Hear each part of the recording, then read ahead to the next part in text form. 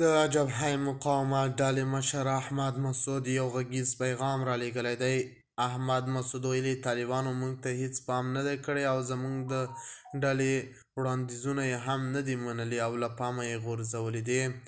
احمد مسعود وایي د طالبانو په اړه د دریځ بدلون د دې ډلې په فعالیت پورې اړه لري. د افغانستان د جبهه مقاومت ډلې مشر احمد مسعود د العربیه ټلویزیون سره په یو تازه مرکه کې ویلي دي چې طالبانو د افغانانو لپاره هر څه کړي، خو کوم چې زموږ ډلې وړاندیزونه ورته کړي وو له پامه یې غورځولي او هیڅ سر یې پسې نه دی ګرځولی. د خرابات ټي وي چینل درنو لیدونکو سلام، ستړي مشئ، وخت مو په خیر. هیله لرم چې جوړ او روغ به یې. په سر کې یادونه کوم که خرابات ټي وي چینل مو نوي سبسکرایب کړی، په درنښت سره خرابات ټي وي چینل سبسکرایب کړئ.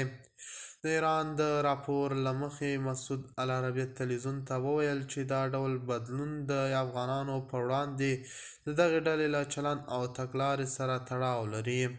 هغه وویل طالبانو د ولسي مشروعیت ترلاسه کولو لپاره هیڅ هڅه نه ده کړې او د سولې او ثبات لپاره یې زموږ وړاندیزونه له پامه غورځولي دي.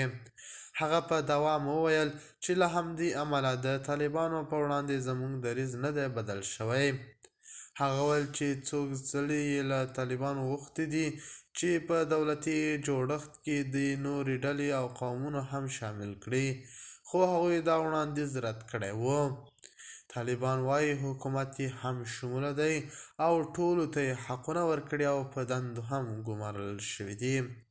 خو مسعود تر دې مهاله طالبانو ته غبرګون کې څه نه دي ویلي. د خرابات ټي وي چینل درنو لیدونکو دا و زموږ ته د مهال چمتو کړه خبر. د نورو خبرونو لپاره خرابات ټي وي چینل په درنښت سره سبسکرایب کړئ. د الله په امان، تر بیا خیر چرې.